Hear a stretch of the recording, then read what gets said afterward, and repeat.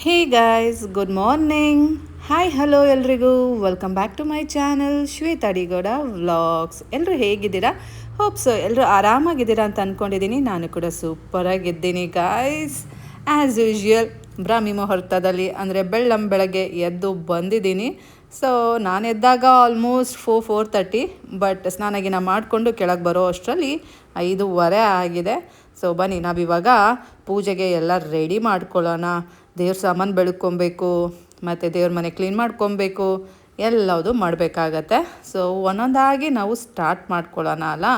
ಬನ್ನಿ ಮತ್ತೆ ಆಗ್ತಾಡ, will start.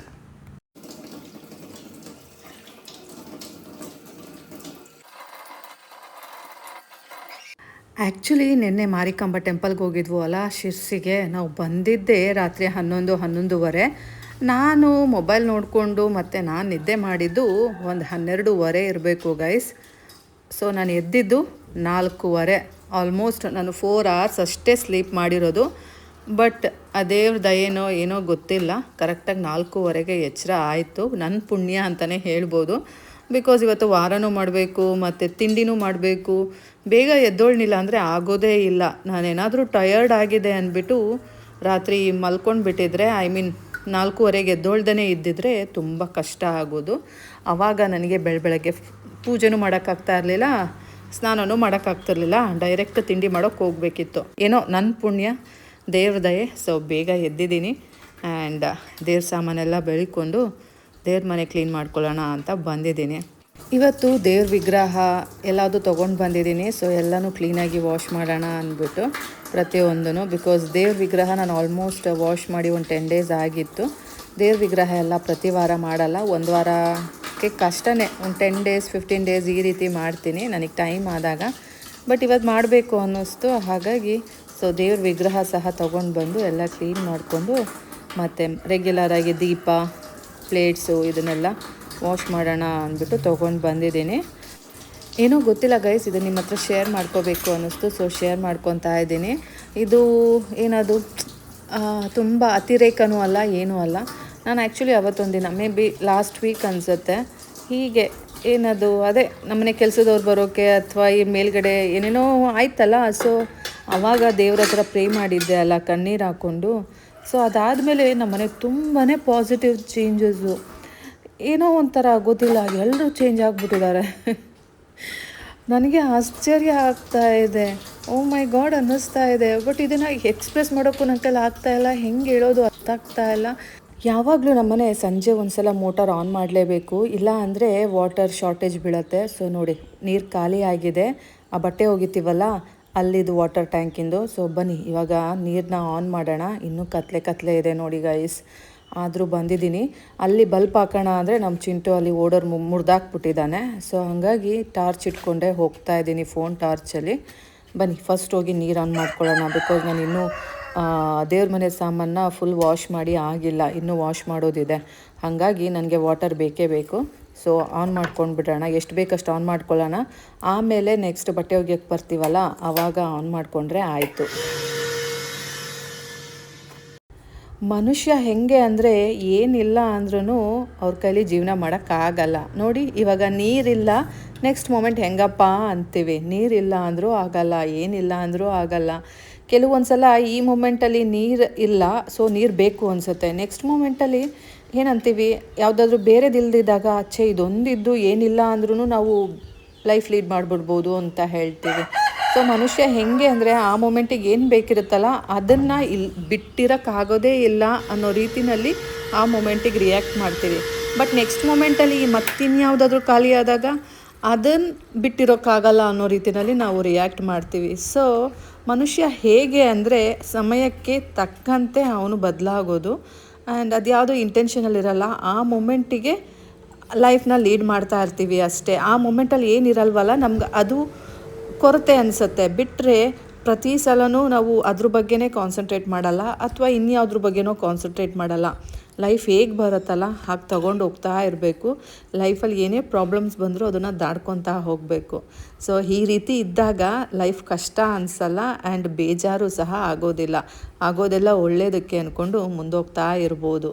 ನಿಮಗೆಲ್ಲ ನಾನು ಹೇಳಿದ್ರೆ ಅದು ಓವರ್ ಅನ್ನಿಸ್ಬೋದು ಅಥವಾ ಏನೋ ಗೊತ್ತಿಲ್ಲ ಗೈಸ್, ಬಟ್ ನಾನು ಇರೋದು ಇದ್ದಂಗೆ ಹೇಳ್ತಾ ಇದ್ದೀನಿ. ಎಲ್ಲರೂ ಚೇಂಜ್ ಅನ್ನೋದಕ್ಕಿಂತ ಮೇಯ್ನಾಗಿ ಚಿಂಟು ಅವ್ರ ಅಜ್ಜಿ ಫುಲ್ ಪಾಸಿಟಿವ್ ಆಗಿ ಚೇಂಜ್ ಆಗಿರೋದು ನೀವೇ ನೋಡಿದ್ರಿ ಅಲ್ಲ. ನಾನು ಅವತ್ತಿನ ದಿನ ಏನು ಗುರುಗಳ ಮುಂದೆ, ಅವತ್ತಿನ ದಿನ ರಾಯರು ಮುಂದೆ ನಾನು ಏನದು ನನ್ನ ಮನಸ್ಸಲ್ಲಿದ್ದಿದ್ದು ನೋವೆಲ್ಲ ಫುಲ್ ಕಣ್ಣೀರು ಮುಖಾಂತರ ಎಲ್ಲ ಹೊರಗೆ ಹಾಕಿದ್ಮೇಲೆ, ಓ ಮೈ ಗಾಡ್, ಅದ್ರ ನೆಕ್ಸ್ಟ್ ಮೂಮೆಂಟಿಂದನೇ ಎಲ್ಲ ಫುಲ್ ಪಾಸಿಟಿವ್ ವೈಬ್ಸು ಆಯಿತಾ, ಪಾಸಿಟಿವ್ ಚೇಂಜಸ್ಸು. ಚಿಂಟು ಅವ್ರ ಅಜ್ಜಿ ಅಂತೂ ಫುಲ್ ಚೇಂಜು. ನನಗೆ ಇದಕ್ಕೇನು ಹೇಳಬೇಕು ಅನ್ನೋದು ಗೊತ್ತಾಗ್ತಾ ಇಲ್ಲ.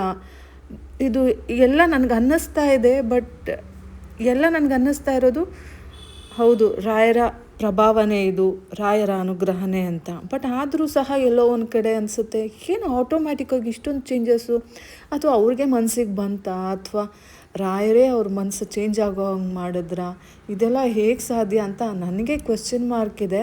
ಸೊ ಹಾಗಾಗಿ ನನಗಿದನ್ನು ಹೇಗೆ ಎಕ್ಸ್ಪ್ರೆಸ್ ಮಾಡ್ಕೋಬೇಕು ಅನ್ನೋದೇ ಗೊತ್ತಾಗ್ತಾ ಇಲ್ಲ. ಬಟ್ ನಿಜ ಹೇಳ್ತೀನಿ, ಚಿಂಟು ಅವ್ರ ಅಜ್ಜಿ ಫುಲ್ ಚೇಂಜು ಆಯಿತಾ, ಫುಲ್ ಪಾಸಿಟಿವ್ ಆಗಿ.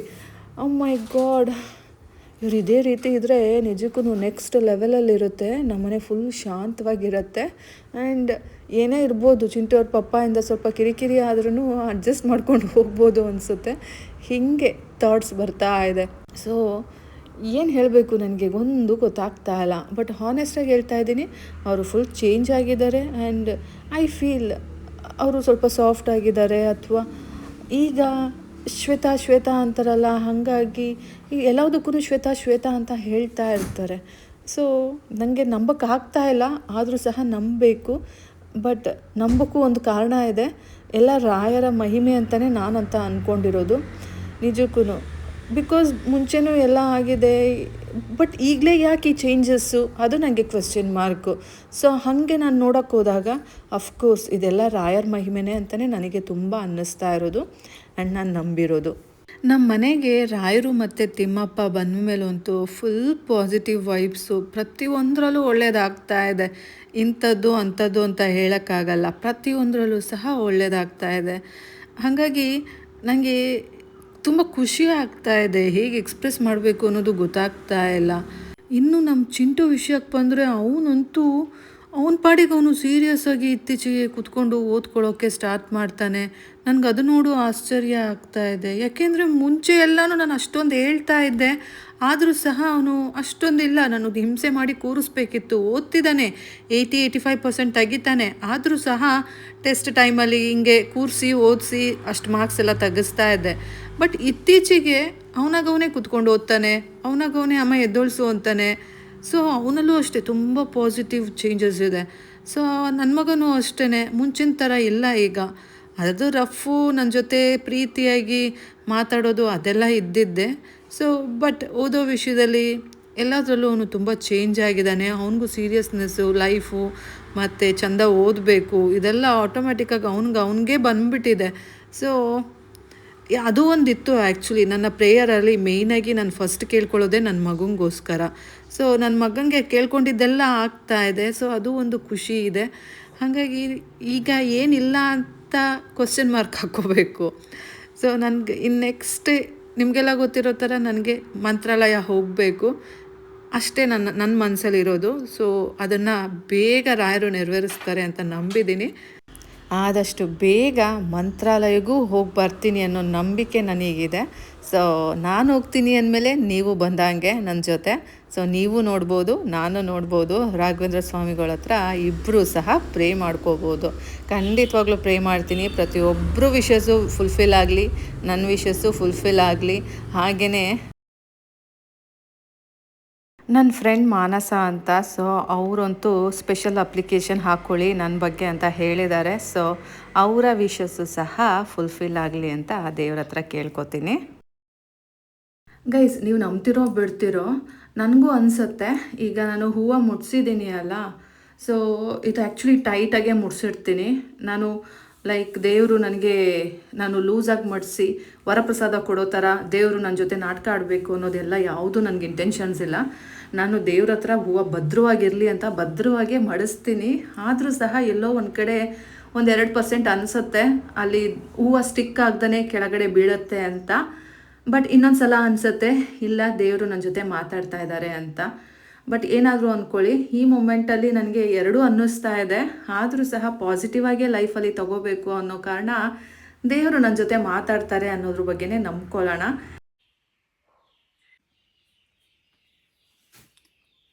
ಆ್ಯಕ್ಚುಲಿ ರಾಘವೇಂದ್ರ ಸ್ವಾಮಿಗಳು ಹೂವಿನ ಪ್ರಸಾದ ಕೊಟ್ಟರು. ನಿಮಗೆ ಸೌಂಡ್ ಕೇಳಿಸ್ತು ಅನಿಸುತ್ತೆ, ಅದು ಹೂವಿನ ಪ್ರಸಾದ ಬಿದ್ದಿದ್ದು. ನಾನು ಈ ಕಡೆ ಲಕ್ಷ್ಮಿ ಹತ್ರ ಕ್ಯಾಪ್ಚರ್ ಮಾಡ್ತಾ ಇದ್ದೆ.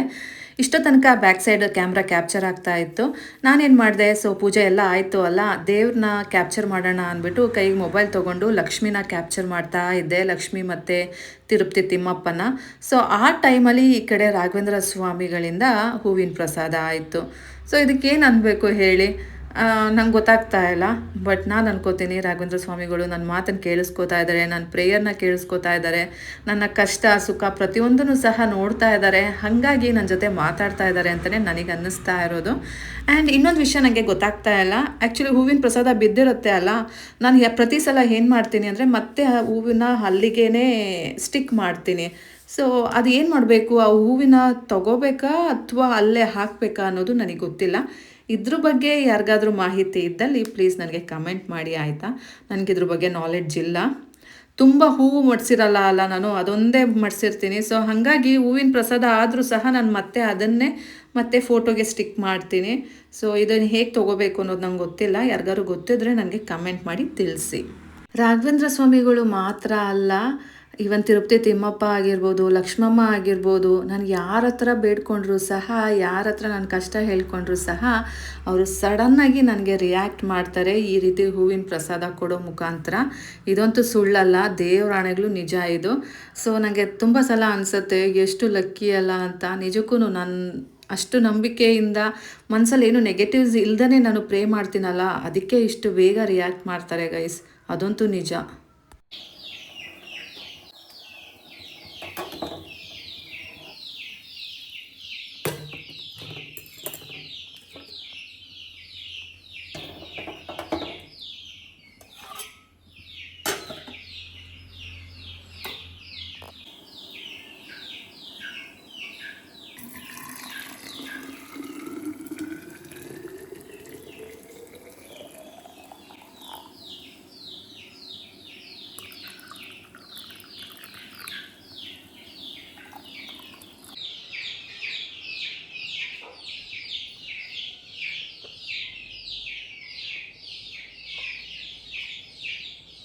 ಆ್ಯಸ್ ಯೂಶ್ವಲ್ ಎಲ್ಲ ಪೂಜೆ ಎಲ್ಲ ಆದಮೇಲೆ ಬೆಳಗ್ಗೆ ಒಂದು ಲೋಟ ನೀರು ಕುಡಿಯೋದು ಅಭ್ಯಾಸ ಮಾಡ್ಕೊಂಡಿದ್ದೀನಿ, ಕುಡಿತಾ ಇದ್ದೀನಿ.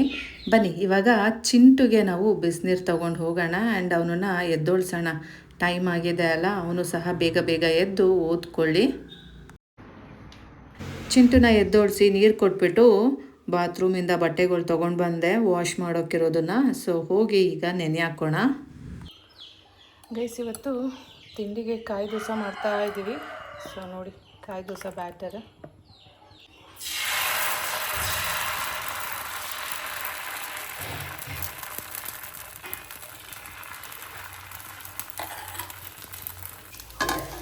ದೋಸೆ ಮಾಡ್ತಾ ಮಾಡ್ತಾ ಹಾಗೆ ಟೀ ಕುಡಿಯೋಣ ಅಂದ್ಬಿಟ್ಟು ಟೀ ಮಾಡಿಕೊಂಡೆ. ನೋಡಿ ಗೈಸ್, ಟೀ ಬೆಳ್ಳುಗೆ ಇದೆ. ಯಾಕೆ ಹೇಳಿ, ಲೋಕಲ್ ಟೀ ಪುಡಿ ಗೈಸ್, ಲೋಕಲ್ ಟೀ ಪುಡಿ. ಗೋ ದಟ್ ಸೈಡ್.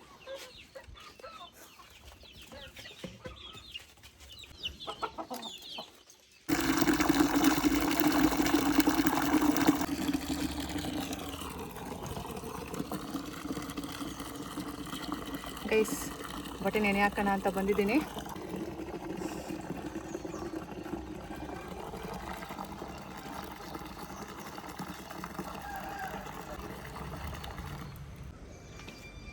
ಬಟ್ಟೆ ನೆನೆ ಹಾಕಿ ಆಯಿತು. ಬನ್ನಿ ಗೈಸ್, ಚಿಂಟು ಪಪ್ಪಂಗೆ ತಿಂಡಿ ಕೊಟ್ಬಿಟ್ಟು ಬರೋಣ. ಇಲ್ಲ ಅಂದರೆ ಅವನು ತಿಂಡಿಗೆ ವೆಯ್ಟ್ ಮಾಡಲ್ಲ. ಟೇಬಲ್ ಮೇಲೆ ತಿಂಡಿ ಇಲ್ಲ ಅಂದರೆ ಹಾಗೆ ಡೈರೆಕ್ಟಾಗಿ ಹೊರಟುಬಿಡ್ತಾನೆ, ಅರ್ಜೆಂಟಲ್ಲಿ ಇದ್ದಾನೆ. ಸೊ ಹಾಗಾಗಿ ಬೇಗ ಬೇಗ ತಿಂಡಿ ಇಟ್ಬಿಟ್ಟು ಈಗ ಟೀ ಮಾಡ್ಕೊಂಡು ಹೋಗಿ ಸಹ ತೊಗೊಂಡೋಗಿ ಇಟ್ಬಿಡ್ತೀನಿ. ಇಲ್ಲ ಅಂದರೆ ಕುಡಿಯೋದೇ ಇಲ್ಲ, ಕೇಳು ಇಸ್ಕೊಂಡು ಕುಡಿಯೋಲ್ಲ. ಈ ಕಡೆ ಅಲ್ಲಿಲ್ಲ ಅಂದರೆ ವಾಪಸ್ ಹಾಗೆ ಹೋಗ್ಬಿಡ್ತಾನೆ. ಸೊ ಅದ್ರ ಬದಲು ನಾವೇ ಫಸ್ಟೇ ತೊಗೊಂಡೋಗಿ ಇಟ್ಬಿಡೋದು ಬುದ್ಧಿವಂತರ ಲಕ್ಷಣ. ಚಿಂಟು ಪಪ್ಪನ ತಿಂಡಿ ಆಯಿತು. ಬನ್ನಿ ಇವಾಗ ಚಿಂಟುಗೆ ತಿಂಡಿ ತೊಗೊಂಡು ಹೋಗೋಣ. ಬಂದಿದ್ದಾನೆ ಅವನು, ನೋಡಿ ಪೂಜೆ ಮಾಡ್ತಾ ಇದ್ದಾನೆ. ನಾನು ಕ್ಯಾಪ್ಚರ್ ಮಾಡ್ತೀನಿ ಅಂದ್ಬಿಟ್ಟು ಹಾಗೆ ಹಿಂದಕ್ಕೆ ಹೋಗ್ಬಿಟ್ಟ. ನಮ್ಮ ಚಿಂಟುಗೆ ತಿಂಡಿ ಮಾಡಿಸಿ ಸ್ಕೂಲಿಗೆ ತೊಗೊಂಡೋಗಿ ಎದ್ದಾಕ್ಬಿಟ್ಟು ಈಗ ವಾಪಸ್ಸು ಮನೆ ಕಡೆ ಹೋಗ್ತಾ ಇದ್ದೀನಿ. ಮನೆಗೆ ಬಂದ ಅಲ್ಲಿ ಯಾರೋ ನಿಂತಿದ್ರು. ಸೊ ಇದೇನಪ್ಪ ಅಂದರೆ ಈ ಕಡೆ ಹೋಳಿ ಟೈಮಲ್ಲಿ, ಹೋಳಿ ಹಬ್ಬದ ಟೈಮಲ್ಲಿ ಈ ರೀತಿಯಾಗಿ ಮನೆಗೆ ಬಂದು ಅಕ್ಕಿನ ಇಸ್ಕೊಂಡು ಹೋಗ್ತಾರೆ. ಸೊ ಅವ್ರಿಗೆ ಅಕ್ಕಿ ಕೊಡೋಣ ಅಂದ್ಬಿಟ್ಟು ಬಂದೆ.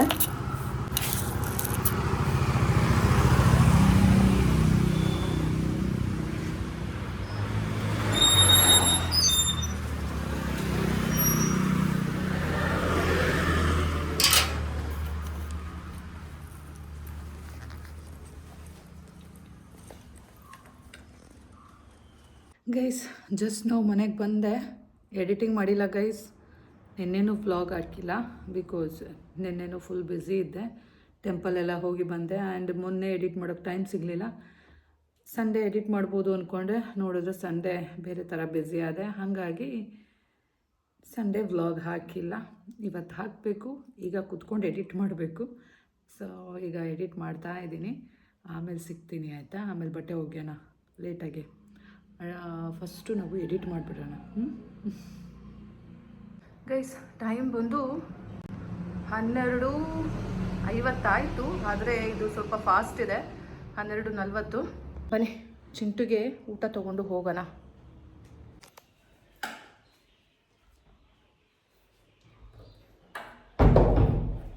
12:45 ಆಗಿದೆ ಗೈಸ್. ಬನ್ನಿ ಅಂತ ಹೋಗೋಣ.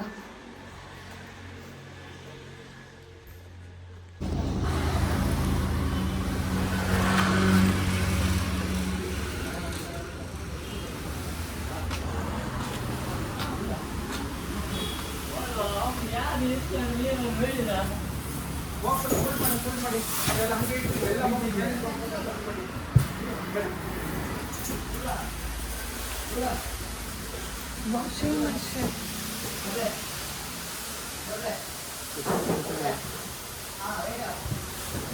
ಟಾಪ್ ಫ್ರಂಟ್ ಲೋಡ್ ಅಲ್ಲ, ಅವರು ಒಂದು 20,000 ಬಜೆಟ್ ಒಳಗಡೆ ಬೇಕು ಅಂತ ಹೇಳಿದ್ರಲ್ಲ. ಅವ್ರಿಗೆ ಗೊತ್ತಿಲ್ಲ. ಇಲ್ಲ, ಅವ್ರು ಹೇಳಿದ ಬಜೆಟ್, ಯಾಕಂದ್ರೆ ಅವ್ರು ಪೇಮೆಂಟ್ ನಾವು ಮಾಡೋದು ಬಜೆಟ್ 20,000 ಒಳಗಡೆ ಮಾಡಬೇಕು ಅಂತ ಹೇಳಿದರು. ಇದರಲ್ಲಿ ಏನಿದೆ ಫೀಚರ್ಸ್? ಫೀಚರ್ಸ್ ಅಂದ್ರೆ ಸಿಂಪಲ್ ವಾಷಿಂಗ್. ಇದು ನಾರ್ಮಲ್, ಇದು 7 kg. ಇದು ನೋಡಿ 7 kg. ಇದು ಬಂದ್ಬಿಟ್ಟು 7 kg ಇದೆ, 7.5 kg ಇದೆ. ಈಗ ನಿಮ್ದು ಈಗ ಫ್ರಂಟ್ ಲೋಡ್ ಇದೆಯಲ್ಲ ಈಗ. ಹಾಂ, ಅದು ರಿಪೇರಿ. ಹಾಂ ರಿಪೇರಿ ಇದೆ. ಹಾಂ ರಿಪೇರಿ ಅಲ್ಲ, ಅವರು ಅಂದರೆ ಮೇಡಮ್ ಅವ್ರು ಫೋನ್ ಮಾಡಿದ್ರು. ಅಂದಂಗೆ ಗೊತ್ತು, ಅದೇ ಅವ್ರಿಗೆ ಗೊತ್ತಿಲ್ಲ. ಅದೇ ಅನ್ಕೊಂಡೆ ನಾನು 17,000 ರೂಪಾಯಿಗೆ ಯಾವ್ದು ಬರುತ್ತೆ ಅಂತ. ಅಂದ್ರೆ ಟಾಪ್ ಲೋಡೇ ಹೇಳಿದ್ದು ಅವರು. ಅಂದ್ರೆ ಅವ್ರಿಗೆ ಟಾಪ್ ಲೋಡ್ ಫ್ರಂಟ್ ಲೋಡ್ ಏನು ಐಡಿಯಾಸೇ ಇಲ್ಲ. ಅವ್ರಿಗೆ ಸೋಫಾ ಸೆಟ್ಸ್ ಎಲ್ಲ ಹೋಗ್ಯಕ್ಕೆ ಒಂದು ವಾಷಿಂಗ್ ಮಿಷಿನ್ ಬೇಕು ಅವ್ರಿಗೆ ಸದ್ಯಕ್ಕೆ. ಇದ್ರಲ್ಲಿ ಏನ್ ಫೀಚರ್ಸ್ ಇದೆ ಹೇಳಿ? ಆಟೋಮೆಟಿಕ್ ವಾಶ್ ಎಲ್ಲ ಸೇಮ್ ಇರುತ್ತೆ, ಆಟೋಮೆಟಿಕ್ ಎಲ್ಲ ಇರುತ್ತೆ. ಈ ಫ್ರಂಟ್ ಲೋಡ್ನಷ್ಟು ಫ್ರಂಟ್ ಲೋಡ್ನಲ್ಲಿ ಕ್ಲೀನಿಂಗ್ ಸ್ವಲ್ಪ ಜಾಸ್ತಿ ಇರುತ್ತೆ. ಟಾಪ್ ಲೋಡ್ನಲ್ಲಿ ಓಕೆ ನಾರ್ಮಲ್. ನಿಮ್ಗೆ ಫ್ರಂಟ್ ಲೋಡ್ ಆಲ್ರೆಡಿ ಯೂಸ್ ಮಾಡ್ತಾ ಇದ್ರಲ್ಲ ನೀವು? ಹೌದು, ಅದು ಯೂಸೇ ಮಾಡಿಲ್ಲ. ಯೂಸ್ ಮಾಡ್ದಾನೆ ಕೆಟ್ಟೋಯ್ತು. ಇದು 7 kg ಇದೆ, 8 kg ಇದೆ, 9 kg, ಅಪ್ ಟು 11.5 kg ತನಕ ಇದೆ. ಇದೇ ನಾವು ನೀರ್ನ ಹಾಕೋ ಇಲ್ಲ ಆಟೋಮೆಟಿಕ್ ನೀರು ತೋಡು ಎಲ್ಲ front load. It is front load washing machine. Total ಅದೇ ವಾಶ್ ಎಲ್ಲ ಅದೇ ಆಗುತ್ತೆ. ಫ್ರಂಟ್ ಲೋಡ್ ಏನಿದೆ? ಫ್ರಂಟ್ ಲೋಡ್ ಎಲ್ಲ ನಿಮಗೆ LG ಅವ್ರು ಬರುತ್ತೆ. ಸ್ಯಾಮ್ಸಂಗ್ LG ಒಂದು 7 kg ತೊಗೊಂಡ್ರೆ ಆಲ್ಮೋಸ್ಟ್ ಒಂದು 31,990, 31,500 ತನಕ ಬರುತ್ತೆ. ಯಾವುದು ಫ್ರಂಟ್ ಲೋಡ್ನಲ್ಲಿ. ಟಾಪ್ ಲೋಡ್ನಲ್ಲಿ 7 kg ಆದರೆ 18,500, 19,000 ಸ್ಟಾರ್ಟ್ ಆಗುತ್ತೆ. ಯಾವುದು LGದಾದರೆ LG ಇದೆ, ಸ್ಯಾಮ್ಸಂಗ್ ಇದೆ, ಬಾಷ್ ಇದೆ, ಬೇರೆ ಬೇರೆ ಬ್ರ್ಯಾಂಡ್ಗಳಿದ್ದಾವೆ. ಒಳ್ಳೆ ಬ್ರ್ಯಾಂಡ್. ಇವನ್ ಬಾಷ್ನವ್ರದ್ದು 9 kg ಬಂದಿದೆ. ಇದು ಆಲ್ಮೋಸ್ಟ್ ಅಲ್ಲ 8 kg ಅಲ್ಲ, 8 kg ನಾರ್ಮಲಿ ಸಾಕು. 8 kg ಬ್ಲಾಂಕೆಟ್ ಹಾಕ್ಬೋದು. ಹೌದು, ಒಂದು ಬ್ಲಾಂಕೆಟ್ ಹಾಕ್ಬೋದು. ಅಲ್ಲ ಮಿಂಕ್ ಬ್ಲಾಂಕೆಟ್. ಹೌದು, ಇದು ಹಾಕ್ಬೋದಲ್ಲ. ಇದು 8 kg ಇದು ಬಾಷ್ನವ್ರದ್ದು ಒಳ್ಳೆ ಮಾಡೆಲ್, ನ್ಯೂ ಸೀರೀಸು. ಇದು ಆಲ್ಮೋಸ್ಟ್ ನಿಮಗೆ ಆಲ್ ಡಿಸ್ಕೌಂಟ್ ಆಗಿಬಿಟ್ಟು 20,000 ಮಟ್ಟ ಬರುತ್ತೆ. ಇದೇ 7 kg ತೊಗೊಂಡ್ರೆ 1,000 ಕಡಿಮೆ ಆಗುತ್ತೆ. 7 kg ಇದು ಒಳ್ಳೆ ಮಿಷಿನ್, ನ್ಯೂ ಮಿಷಿನ್ಸ್ಗಳು. ದೊಡ್ಡ ಬ್ಲಾಂಕೆಟ್ಸ್ ಫ್ರಂಟ್ ಲೋಡ್ ಹಾಕ್ಬೋದು ಐ ಗೆಸ್. ಫ್ರಂಟ್ ಲೋಡ್ನಲ್ಲಾದ್ರೂ ನೀವು ದೊಡ್ಡ ತೊಗೊಳ್ಬೇಕಲ್ಲ. 8 kg 6 kg 5.5 ಅದು ನಾನು ಹಾಕ್ತಾ ಇದ್ದೆ ಬ್ಲಾಂಕೆಟ್. ಭಾಳ ಹಾಕ್ಬಾರ್ದು, ಯಾಕಂದರೆ ಡ್ರಮ್ಮು ಲೋಡ್ ತೊಗೊಳತ್ತಲ್ಲ, ಡ್ರಮ್ ಹೋಗ್ಲಿಕ್ಕೆಲ್ಲ ಚಾನ್ಸ್. 8 ಹೋಗಲ್ವಾ ಅದು? 8 kg ಅಥವಾ 9 kg ತೊಗೊಂಡ್ರೆ 9 kgಗೆ ಸ್ವಲ್ಪ ಬ್ಲಾಂಕೆಟ್ ಎಲ್ಲ ಹಾಕ್ಬೋದು. 9 kg 9 kg ಇಲ್ಲಿದೆ. ಹೇಳೋ ಥರ ತಗೊಳಕ್ಕಾಗಲ್ಲ. ಬನ್ನಿ ನೋಡಿ, ಇದು ಬಂದ್ಬಿಟ್ಟು ನಿಮಗೆ ನೀವು ಅದೇ ಟೈಪ್ ಅಂದರೆ ಬಾಷ್ ನೋಡೋದು 9 kg ಇಲ್ಲಿದೆ.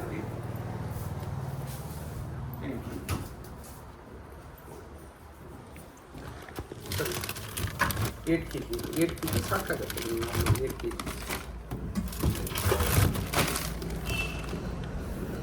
6.5 ಅಲ್ಲಿ ಇಡಿಸ್ತಾ ಇರಲಿಲ್ಲ, ಹಿಂಗೆ ತುಕ್ಕಿ ತುಕ್ಕಿ ಆಗ್ತಾ ಇದೆ. 9 9 ಬರುತ್ತೆ, ಇದ್ರಲ್ಲಿ 9 ಬರುತ್ತೆ. ನಿಮ್ಗೆ 9 ಇಲ್ಲಿ ನೋಡಿ, ಎಲ್ ಜಿ ಎಲ್ಲಾದರೂ 9 ಇಲ್ಲಿದೆ. ಇದಲ್ಲ, ಇದು 8 ಅಲ್ಲ, 9 ಅಲ್ಲಿ ಇರ್ಬೇಕಲ್ಲ. ಇಲ್ಲಿ ನೋಡಿ 9 kg ಇಲ್ಲಿದೆ ನೋಡಿ. ಈ ಕೆಜಿ ಜಾಸ್ತಿ ಆದಂಗೆ ಕನ್ಸಂಪ್ಷನ್ ಜಾಸ್ತಿ ಆಗುತ್ತೆ, ಪವರ್ ಕನ್ಸಂಪ್ಷನ್ ಜಾಸ್ತಿ, ಮೋಟ್ರ್ ಹೆವಿ ಇರುತ್ತೆ, ನೀರು ಹೆಚ್ಚು ತಗೊಳುತ್ತೆ. ನೀರು ಅಂದರೆ ಕನ್ಸ್ಯೂಮ್ ಮಾಡೋದು ನೀರು ಕಮ್ಮಿ ಬಟ್ಟೆ ಹಾಕೋದು, ಕಡಿಮೆ ಬಟ್ಟೆ ಹಾಕಿದ್ರು ಅದು ಡ್ರಮ್ಮಿಗೆ ಅಷ್ಟು ನೀರು ತುಂಬಲೇಬೇಕಲ್ವ.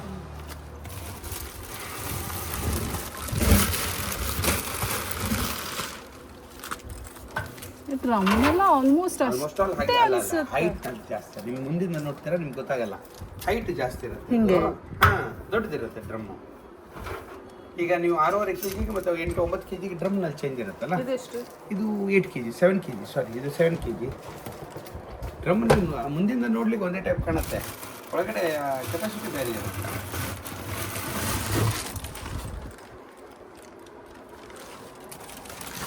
ಹಾಗೆ ಇರುತ್ತೆ, ಸ್ವಲ್ಪ ಹಿಂದೆ. ಹೌದು ಹೈಟ್ 9 kg ಎಷ್ಟು? ಹಾಂ, ಇದು 9 kg ಇದು ಆಲ್ಮೋಸ್ಟ್ ಒಂದು 37,990 37,990 ತನಕ ಬರುತ್ತೆ. ಯಾವುದು 9 kg ಸ್ವಲ್ಪ ಬಿಗರ್ ಸೈಜು. ಈಗ ತೊಗೊಳ್ಬೇಕಾದ್ರೆ ನೀವು ಸ್ವಲ್ಪ ಜಾಸ್ತಿನೇ ತೊಗೊಳ್ಳಿ ಅಂತ, ಯಾಕಂದರೆ ಮೊದಲಿಗಿಂತ ಜಾಸ್ತಿ ಯೂಸ್ ಆಗುತ್ತಲ್ಲ. ಜಾಸ್ತಿ ಅಂದರೆ ಅದೇ ಬ್ಲ್ಯಾಂಕೆಟ್ಸು ಇದಕ್ಕೆ ಬೇಕಾಗಿದೆ. ಹಾಂ, ಹೇಳಿ ಮೇಡಮ್ಗೆ ಹೇಳಿ, ರೇಟ್ ಎಷ್ಟಾಗುತ್ತೆ. EMI ಆಪ್ಷನ್ ಇದೆಯಾ? EMI ಬೇಕಾದ್ರೆ ಮಾಡ್ಬೋದಲ್ಲ. ನೋ ಕಾಸ್ಟ್ EMI ಇದೆಯಾ? ನೋ ಕಾಸ್ಟ್ EMI 40% ಅಂತ ಡೌನ್ ಪೇಮೆಂಟ್ ಆಗಿ ಆಗುತ್ತೆ, ಅದ್ರ ಮೇಲೆ EMI ಸಿಸ್ಟಮ್. ಅದೇ EMI ವಿತೌಟ್ ಇಂಟ್ರೆಸ್ಟ್ ಇರುತ್ತೆ. ಅದು ಇಂಟ್ರೆಸ್ಟ್ ಅಂತ ತೊಗೊಳಲ್ಲ ಅವರು, ಪ್ರೊಸೆಸಿಂಗ್ ಚಾರ್ಜ್, ಹ್ಯಾಂಡ್ಲಿಂಗ್ ಚಾರ್ಜ್ ಅವೆಲ್ಲ ತೊಗೊಳ್ತಾರಲ್ಲ. ಅದು ಬಿಟ್ಟು ಅದೇ ನೋ ಕಾಸ್ಟ್ EMI ಅಂತ ಬರುತ್ತೆ, ಅದಿದೆಯಾ ಅಂತ? 0 ಇಂಟ್ರೆಸ್ಟ್ ಇರಲ್ಲ. ಅದು ಮಾಡೆಲ್ ನಂಬರ್ ಹೇಳಿ ಆತರ್ಷ. 9 ಮಾಡೆಲ್ ನಂಬರ್ ಕೂತ್ಕೊಳ್ಳಿ.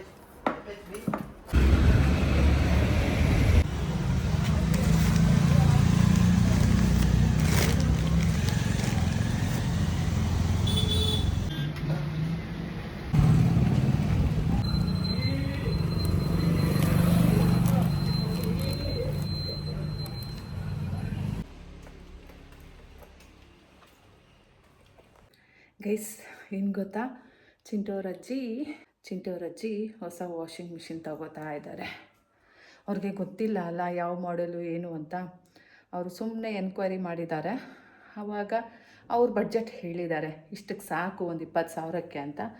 ಸೊ ಶಾಪ್ ಅವರು ಟಾಪ್ ಎಂಡ್ನ ಸಜೆಸ್ಟ್ ಮಾಡಿದ್ದಾರೆ. ಇವ್ರಿಗೆ ಗೊತ್ತಿಲ್ಲ ಟಾಪ್ ಎಂಡ್ ಯಾವುದು, ಫ್ರಂಟ್ ಲೋಡ್ ಯಾವುದು, ಟಾಪ್ ಲೋಡ್ ಯಾವುದು ಅಂತ ಏನೂ ಐಡಿಯಾಸ್ ಇಲ್ಲ ಪಾಪ ಇವರಿಗೆ. ಸೊ ಅವ್ರು ಅದನ್ನು ಹೇಳಿದ್ದಾರೆ, ಬರುತ್ತೆ ಅಂತ ಹೇಳಿದ್ದಾರೆ. ಇವರು ಅದನ್ನೇ ಹೋಗಿ ತಗೋಬಾ ಅಂತ ನನ್ನನ್ನು ಕಳಿಸಿದ್ದಾರೆ ನೋಡಿಕೊಂಡು. ನಾನು ಹೋಗಿ ನೋಡ್ತೀನಿ. ನಂಗೆ ಗೊತ್ತು ಅವರು 20,000ಕ್ಕೆ ಆಗುತ್ತೆ ತೊಗೊಂಬ ಅಂದಾಗಲೇ ನನಗೆ 20,000ಕ್ಕೆ ಎಲ್ಲಿಂದ ಬರುತ್ತೆ ಐ ವಾಸ್ ಥಿಂಕಿಂಗ್. ಬಟ್ ಆದ್ರೂ ಅವ್ರು ಹೇಳಿದ್ದಾರೆ ಅಲ್ಲ, ನಾನೇ ಜಾಸ್ತಿ ಹೇಳೋದು ಬೇಡ ಅಂತ ಅಂದ್ಕೊಂಡು ಹೋಗಿ ನೋಡಿದ್ರೆ ಅದು top end. So top end use ಇಲ್ಲ, ಬಿಕಾಸ್ ಅದರಲ್ಲಿ ಕೊಳೆ ಹೋಗಲ್ಲ ಆ್ಯಂಡ್ ಅಷ್ಟು ಚೆಂದ ಅಲ್ಲ. ಸೊ ಆಮೇಲೆ ನಾನು ಎಲ್ಲ ವಿಚಾರಿಸ್ಕೊಂಡು ಬಂದೆ, ಇದಕ್ಕೆಷ್ಟು ಅದಕ್ಕೆಷ್ಟು ಅಂತ. ನಮ್ಮನೆ ಆಲ್ರೆಡಿ 6.5 kg ಇತ್ತು, ಅದರಲ್ಲಿ ಬ್ಲ್ಯಾಂಕೆಟ್ಸ್ ಹಾಕೋಕ್ಕಾಗ್ತಿರ್ಲಿಲ್ಲ. ಸೊ ಅದು ಕೆಟ್ಟೋಯ್ತು ಅಂದರೆ ಹೆಂಗೆ ಕೆಟ್ಟೋಯ್ತು ಅನ್ನೋದೇ ಗೊತ್ತಿಲ್ಲ, ಬಿಕಾಸ್ ನಾವು ಏನು ಯೂಸೇ ಮಾಡಿಲ್ಲ ಗೈಸ್. ಅದು ಇನ್ನೂ ಹೊಸದಿದ್ದಂಗಿದೆ. ನಾವು ಹಾಕ್ತಾ ಇದ್ದಿದ್ದು ಬರೀ ಸೋಫಾ ಕವರ್ಸು ಮತ್ತು ಬೆಡ್ ಸ್ಪ್ರೆಡ್ಸ್ ಹಾಕ್ತಾಯಿದ್ವು ಅಷ್ಟೇ. ಹಾಗಾಗಿ ಏನದು ಅದು ಯೂಸ್ ಆಗಿಲ್ಲ. ಮಾಮೂಲಿ ಬಟ್ಟೆಗಳೆಲ್ಲ ಒಗ್ದಿಲ್ಲ ನಾನು ಅದರಲ್ಲಿ, ಆದರೂ ಅದು ಕೆಟ್ಟೋಯ್ತು. ಅದಕ್ಕೆ ಹೇಳೋದು, ಏನೇ ಆದರೂ ಸರಿ ಅದನ್ನು ತಕ್ಕ ಮಟ್ಟಿಗೆ ಯೂಸ್ ಮಾಡಿದ್ರೆ ಅಷ್ಟೇ ಅದು ವರ್ತ್ ಅಂತ. ಸೊ ನಾನು ಅವರು 6 kgದನ್ನೇ ತಗೋ ಅಂತ ಹೇಳಿದ್ರು. 6 kgದು ಏನು ಕಮ್ಮಿ ಇಲ್ಲ, 32,000 ಆಗುತ್ತೆ. ಅದರಲ್ಲಿ ಬ್ಲ್ಯಾಂಕೆಟ್ಸ್ ಎಲ್ಲ ಹಾಕೋಕ್ಕಾಗಲ್ಲ, ಬಿಕಾಸ್ ನಮ್ಮ ಮನೆ ಹಳೇದ್ರಲ್ಲೂ ಹಾಕೋಕ್ಕಾಗ್ತಿರ್ಲಿಲ್ಲ, ತುಂಬ ಫೋರ್ಸಬಲಿ ಹಾಕ್ತಾಯಿದ್ದೆ. ಆ್ಯಂಡ್ ಸೊ ಇವಾಗ 8 kg 9 kg 8 kgಗೂ 9 kgಗೂ 1,000 ರೂಪಾಯಿ ವ್ಯತ್ಯಾಸ ಇದೆ. ಸೊ ಫೈನಲಿ ನಾನು 9 kg ನೋಡ್ಕೊಂಡು ಬಂದು ಪ್ರೈಸ್ ಹಾಕಿಸ್ಕೊಂಡು ಬಂದು ಕೊಟ್ಟೆ ಅವರಿಗೆ. ಅವರು ಮತ್ತೆ ಕಾಲ್ ಮಾಡಿ ಇನ್ನೂ ಸ್ವಲ್ಪ ಬಾರ್ಗೈನ್ ಮಾಡಿ ಇನ್ನೂ 500 ರೂಪಾಯಿ ಕಮ್ಮಿ ಮಾಡಿಸಿದ್ರು. ಈಗ ಅವರು ಅದು ಫೈನಲ್ ಮಾಡಿದ್ದಾರೆ. 20,000ದಿಂದ ಈಗ 37,000ಕ್ಕೆ ಹೋಗಿದ್ದಾರೆ. ಸೊ ನಮ್ಮ ಮನೆಗೆ ವಾಷಿಂಗ್ ಮಿಷಿನ್ ಬರುತ್ತೆ. ಆದರೆ ಅವ್ರು ಆ್ಯಕ್ಚುಲಿ ಏನದು ಅದೇ ಮೇಯ್ನಾಗಿ ಬೆಡ್ಸ್ಪ್ರೆಡ್ಸು ಮತ್ತು ಸೋಫಾ ಸೆಟ್, ಸೋಫಾ ಕವರ್ಸ್ ಇದೆಲ್ಲ ವಾಶ್ ಮಾಡೋಕ್ಕೆ ನನಗೆ ವಯಸ್ಸಾಯಿತು, ಈಗ ಹೋಗ್ಯೋಕ್ಕಾಗಲ್ಲ. ಮುಂಚೆ ಎಲ್ಲ ಕೆಳಗಡೆ ಪಾಪ ಸೋಫಾ ಸೆಟ್ಟಿಂದೆಲ್ಲ ಅವರೇ ವಾಶ್ ಮಾಡ್ಕೋತಾ ಇದ್ದರು ಅವ್ರಿಗೆ ಬೇಕಾದಾಗ. ಸೊ ನನ್ನ ಕೈಲಿಗ ವಾಶ್ ಮಾಡೋಕ್ಕಾಗಲ್ಲ ಅಂದ್ಬಿಟ್ಟು ತರಿಸ್ಕೊತಾ ಇದ್ದಾರೆ. ಒಟ್ಟ ಮನೆಗೆ ಬೇಕು ಅಂದರೆ ನಾವು ಯೂಸ್ ಮಾಡ್ಬೋದು. ನಮ್ಮ ಮನೆಗೆ ವಾಷಿಂಗ್ ಮಿಷಿನ್ ಬರ್ತಾ ಇದೆ.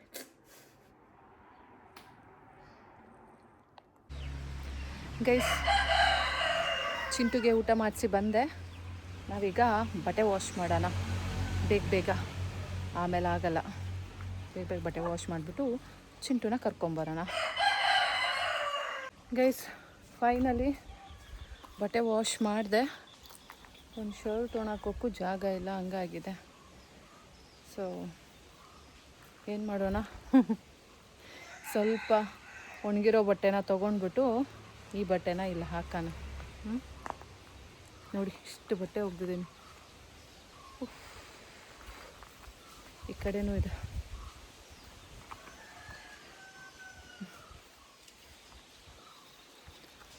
ಬನ್ನಿ, ಈಗ ನಾವು ಸ್ವಲ್ಪ ಬಟ್ಟೆ ತೊಗೊಂಡು ಹೋಗೋಣ. ಫುಲ್ ತೇವಾಗಿರೋ ಬಟ್ಟೆ ಇಲ್ಲಿ ಹಾಕಿಬಿಟ್ಟು ಹೋಗೋಣ. ಟೈಮ್ ಆಗ್ತಾಯಿದೆ, ಚಿಂಟು ಕರ್ಕೊಬರೋಣ. ನೋಡಿ ನಮ್ಮ ಕೋಳಿಗಳೆಲ್ಲ ಬಾವಿ ಕಟ್ಟೆ ಮೇಲೆ ಹೆಂಗೆ ಕೂತಿದ್ದಾವೆ ಅಂತ.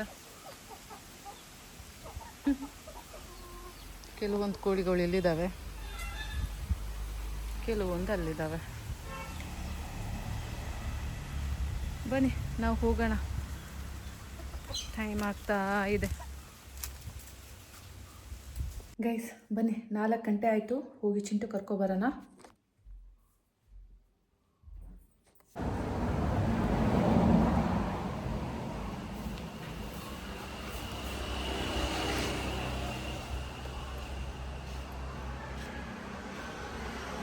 ಗೈಸ್, ಚಿಂಟುಗೋಸ್ಕರ ವೆಯ್ಟ್ ಮಾಡ್ತಾ ಇದ್ದೀನಿ. ಚಿಂಟು ಬರ್ತಾ ಇದ್ದಾನೆ, ಬನ್ನಿ ತೋರಿಸ್ತೀನಿ. ನೋಡಿ ನೋಡಿ ನೋಡಿ ಹೆಂಗೆ ಬರ್ತಾ ಇದ್ದಾನೆ. ಹಾಯ್, ನಾನು ಆಗಲೇ ಬಂದೆ. ನೀನು ಬಾ ಇಲ್ಲಿ, ಹೇಳ್ತೀನಿ ಬಾ. ಆಯ್ತು, ಬೇಡ ನಾನು ಹೇಳೋದು. ಸುಮ್ಮನೆ ರೈಕರ್ ಶಾಪಲ್ಲಿ ನೋಡ್ಕೊಂಡು ಬರೋಣ. ನಿಮ್ಮ ಅಜ್ಜಿ ಏನೋ ಹೇಳಿದ್ದಾರೆ, ನೋಡೋಣ. ವಾಷಿಂಗ್ ಮಿಷಿನ್ ಇಲ್ಲೇ ಇಡಪ್ಪ. ಬೇಡರು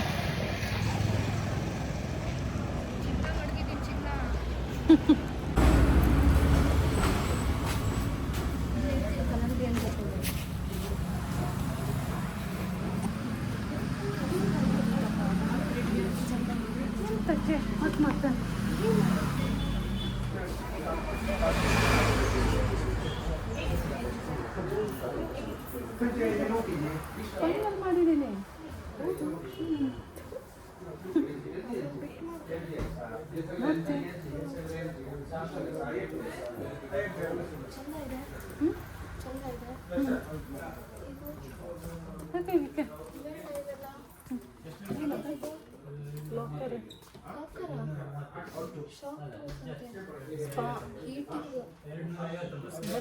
ಹಾಳು ಮಾಡ್ಬೇಡ.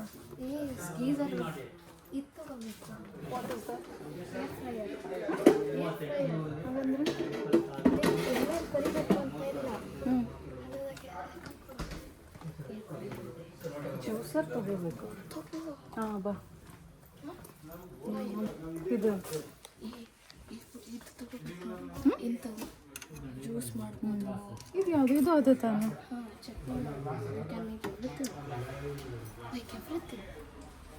ಇದು ಈ ಥರದ್ದು ಇರಬೇಕು. ಇದು ಪುಡಿ ಮಾಡ್ಕೊಳ್ಳೋಕ್ಕೆ. Just buy it, telling you.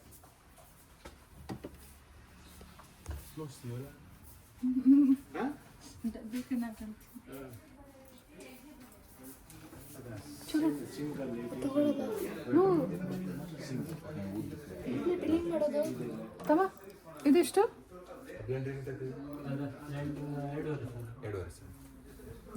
Gift ಮಾಡಿ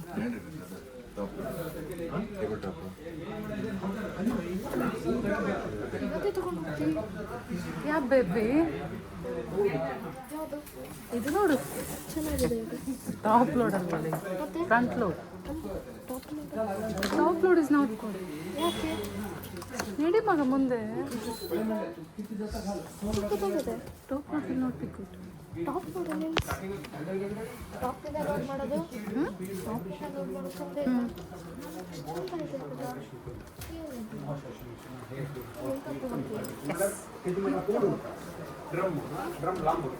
ಇದು ತಗೋಬೇಕಾ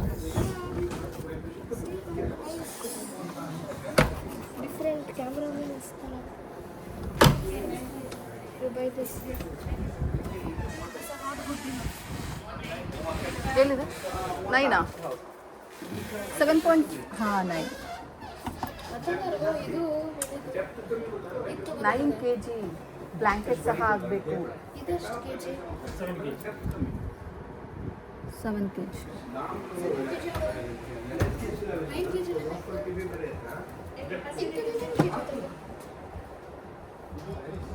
ಎರಡು ಸ್ಯಾಮ್ಸಂಗ್ ಎರಡು ಎಲ್ ಜಿನೇ ಇರಬೇಕು ಇದು ಎಲ್ ಜಿ ಪುಟ ನಮಗೆ ಬ್ಲ್ಯಾಂಕೆಟ್ ಒಗ್ಯಕ್ಕಾಗಬೇಕಮ್ಮ ಅದು ಮಾಡೆಲ್ ಚೇಂಜ್ ಇರುತ್ತೆ ಪ್ರತಿಯೊಂದೂ ಯಾವುದು ವೈಫೈ ಅಂದ್ರೆ ಏನು ಹೊರಗಡೆ ಇದ್ರೆ ಅಲ್ಲಿಂದ ನೀವು ಕಂಟ್ರೋಲ್ ಮಾಡ್ಬೋದು. ಆಗತ್ತಾ ಮನೇಲಿ ವೈಫೈ ಇರುತ್ತೆ. ಆದ್ರೆ ಅಲ್ಲಿ ತನಕ ಬರಲ್ಲ ಐ ಮೀನ್ ಆ ಪಾಯಿಂಟಿಂದ ಈ ಎಂಡ್ ಕನೆಕ್ಟ್ ಇದೆ ಅದು ನೀವು ಮೊಬೈಲಿಂದ ವರ್ಕ್ ಮಾಡ್ಬೋದು. ಮೊಬೈಲ್ ಡಾಟಾ ಇಂದನೂ ಆಗುತ್ತಾ ಇಲ್ಲ ವೈಫೈ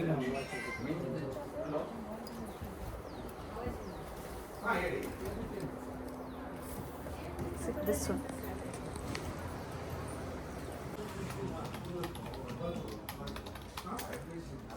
ನೋಡೋಣ ಅಲ್ಲ ಈಗಲ್ಲ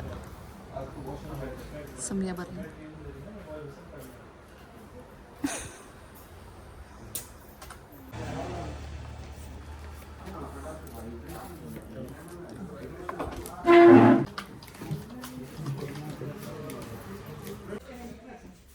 ಪ್ಯಾನಾಸೋನಿಕ್ದಲ್ಲಿ ಬರುತ್ತೆ. ಎಷ್ಟು ಬರೋದು ಅದೊಂದೇನಾ ಹೌದು ಇಲ್ಲ ಇದು ಇದೊಂದು ಬರುತ್ತೆ. ಇದು ಏನಕ್ಕೆ ಅದು ಸೇಮ್ ಈ ಪೌಡ್ರ್ ಅಲ್ಲ ಇದು ಜ್ಯೂಸರ ಅಥವಾ ಇಲ್ಲ ಜ್ಯೂಸರ್ ಅಂದರೆ ಈ ಟೈಪ್ ಅದು ಡ್ರೈ ಫ್ರೂಟ್ಸ್ ಏನಾದರೂ ಯೂಸ್ ಮಾಡ್ಬೋದು. ಪುಡಿ ಏನಾದರೂ ಪುಡಿ ಮಾಡ್ಬೋದು ಚಟ್ನಿ ಆ ಥರನೂ ಮಾಡ್ಬೋದಾ ಆ ಥರನೂ ಮಾಡ್ಬೋದು. ಇದನ್ನು ಇಲ್ಲಿ ಹಾಕ್ಕೊಂಡು ಇದನ್ನು ಫಿಕ್ಸ್ ಮಾಡೋದಾ ಇದರಲ್ಲಿ ಹೀಗೆ ಹಾಕ್ಕೊಂಡು ಫಿಕ್ಸ್ ಮಾಡಿ ಗ್ರೈಂಡ್ ಮಾಡಿಬಿಟ್ರೆ ಆಯಿತು. ಸರ್ವಿಸ್ ಎಲ್ಲ ವಾರಂಟಿ ಎಲ್ಲ ಹೇಗಿದೆ ಇದು ವಾರಂಟಿ 1 ಇಯರ್ ವಾರಂಟಿ ಇರುತ್ತೆ.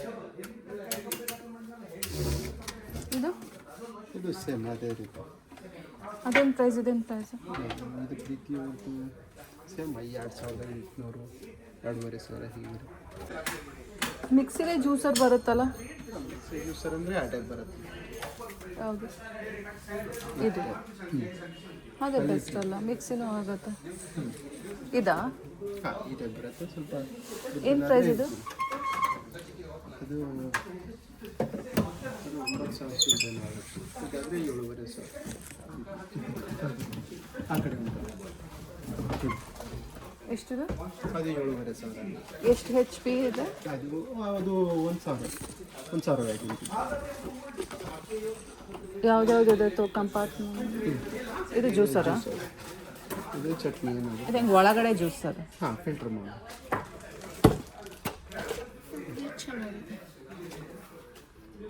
ಅದು ಜ್ಯೂಸ್ ಆದಮೇಲೆ ಅದು ಹೊರಗೆ ಬರುತ್ತೆ ಹೊರಗಡೆ ಬರುತ್ತೆ. ಅದು ಪಡೆಗೆ ಅದು ಬರುತ್ತೆ. ಅಂದರೆ ಮಿಕ್ಸಿಲಿ ಇದ್ದಾಗಲೇ ಓಪನ್ ಮಾಡಬೇಕಾ ಆಮೇಲೆ ಯಾವುದು ಆಮೇಲೆ ಓಪನ್ ಮಾಡೋದು.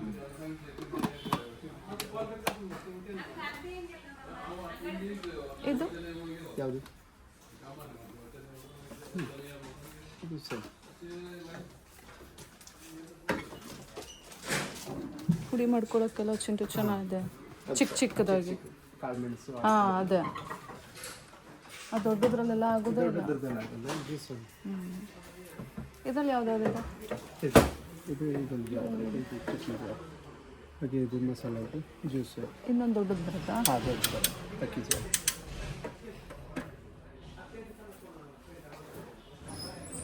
ಎಷ್ಟು ಪ್ರೈಸ್ ಇದು?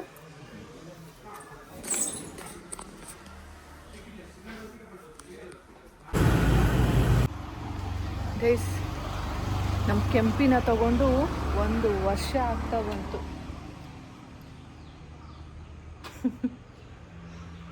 ಒಂದು 1000 ಕಿಲೋಮೀಟರ್ ಓಡಿಸಿದ್ದೀನಿ. ಧೂಳಾಗ್ಬಿಟ್ಟಿದ್ದಾಳೆ. ವಾಟರ್ ಸರ್ವಿಸ್ ಮಾಡಬೇಕು.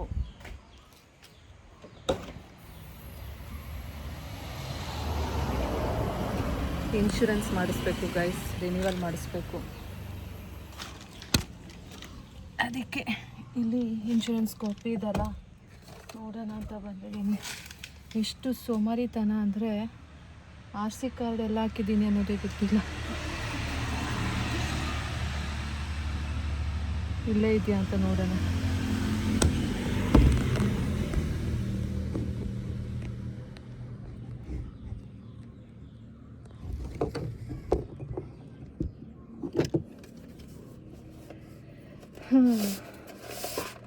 RC ಕಾರ್ಡ್ ಎಲ್ಲಿದೆ ಅನ್ನೋದು ಗೊತ್ತಿಲ್ಲ, ಎಂತ ಮಾಡಲಿ.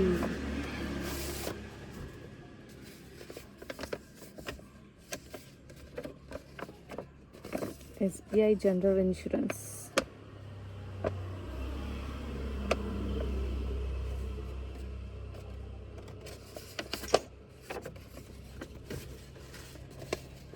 RC ಕಾರ್ಡ್ ಎಲ್ಲಿದೆ? ಇದೇನು RC ಕಾರ್ಡು?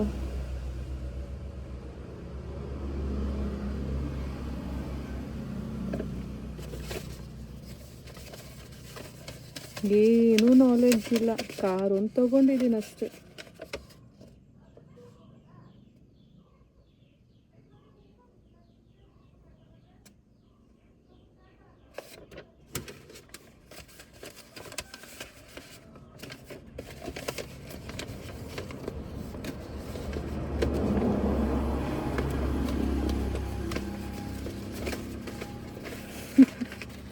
ಬನ್ನಿ ಒಂದು ಫೋಟೋ ಕಾಪಿ ಕಳ್ಸೋಣ. ಗೈಸ್ ವಾಕಿಂಗ್ ಆಯಿತು. ನಾನು ಆ್ಯಕ್ಚುಲಿ ಮನೆಗೆ ವಾಪಸ್ ಬರ್ತಾಯಿದ್ನ, ಆವಾಗ ವಾಷಿಂಗ್ ಮಿಷಿನ್ ಮನೆ ಕಡೆಗೆ ಹೋಯಿತು. ಇವಾಗ ವಾಪಸ್ಸು ಮನೆಗೆ ವಾಷಿಂಗ್ ಮಿಷಿನ್ನ ಇಳಿಸ್ಬಿಟ್ಟು ಗಾಡಿ ವಾಪಸ್ ಹೋಯಿತು. ಸೊ ಈಗ ಮನೇಲಿ ವಾಷಿಂಗ್ ಮಿಷಿನ್ ಬಂದಿದೆ. ಗೈಸ್ ಈಗ ಜಸ್ಟ್ ಬಂದೆ. ಚಿಂಟಿಗೆ ಪಾಸ್ತಾ ಮಾಡಿಕೊಡ್ತಾ ಇದ್ದೀನಿ. ನೋಡಿ ವಾಷಿಂಗ್ ಮಿಷಿನ್ ಬಂತು. ನಾಳೆ ಪೂಜೆ ಮಾಡೋಣ. ಅದಕ್ಕೆ ಯಾರು ಪೂಜೆ ಮಾಡ್ತಾರಲ್ಲ? ಗೈಸ್ ಚಿಂಟು ಪಪ್ಪಾಗೆ ವಾಟರ್ ಮೆಲನ್ ತಂದಿದ್ದೀನಿ. ಚಿಂಟಿಗೆ ಪಾಸ್ತಾ ರೆಡಿ ಆಗ್ತಾ ಇದೆ.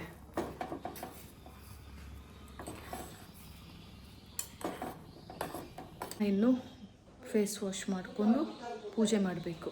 ಟೆಕ್ನಿಷಿಯನ್ ಬಂದು ಫಿಟ್ಟಿಂಗ್ ಎಲ್ಲ ಮಾಡಾದ್ಮೇಲೆ ಪೂಜೆ ಮಾಡಬೇಕು. ಅಷ್ಟರಲ್ಲಿ ಹಣ್ಣು ಕಟ್ ಮಾಡಿಡೋಣ ಅಂದ್ಬಿಟ್ಟು ಕಟ್ ಮಾಡಿದ್ದೀನಿ. ಸೊ ಬನ್ನಿ ಈಗ ಫೇಸ್ ವಾಶ್ ಮಾಡ್ಕೊಂಬರೋಣ. ಗೈಸ್ ಟೈಮ್ ಬಂದು 8 ಗಂಟೆ ಆಯಿತು. ಕೆಲಸ ಆಗೋಯ್ತು. ಬನ್ನಿ ಇವಾಗ ಹೋಗಿ ಪೂಜೆ ಮಾಡ್ಕೊಂಬರೋಣ. ನೋಡಿ ಗೈಸ್ ನಮ್ಮ ರಾಯರು ಹೆಂಗೆ ಚಿಂಟೋರಜ್ಜಿಗೆ ಒಳ್ಳೆ ಬುದ್ಧಿ ಕೊಟ್ಟಿದ್ದಾರೆ ಅಂತ. ಅದೊಂದರಲ್ಲೇ ಅಲ್ಲ ಗೈಸ್, ಎಲ್ಲದರಲ್ಲೂ ಒಳ್ಳೆ ಬುದ್ಧಿ ಕೊಟ್ಟಿದ್ದಾರೆ. ಈಗ ಪಲ್ಯಗಳೆಲ್ಲ ತಿನ್ನು ಅಂತ ಹಾಕ್ಕೊಡ್ತಾರೆ. ಸೊ ನಾನೇ ಪುಣ್ಯವಂತೆ, ನಾನೇ ಭಾಗ್ಯವತಿ, ಈಗ ನಾನೇ ಪುಣ್ಯವತಿ. ನಿಮಗೆಲ್ಲ ಈ ವ್ಲಾಗ್ ಇಷ್ಟ ಆಯಿತು ಅಂತ ನಂಗೆ ಗೊತ್ತು. ಸೊ ಲೈಕ್ ಮಾಡಿ, ಹಾಗೆ ಕಮೆಂಟ್ ಮಾಡಿ, ಹಾಗೆ ಸಬ್ಸ್ಕ್ರೈಬ್ ಮಾಡ್ಕೊಳ್ಳಿ. ಬಾಯ್.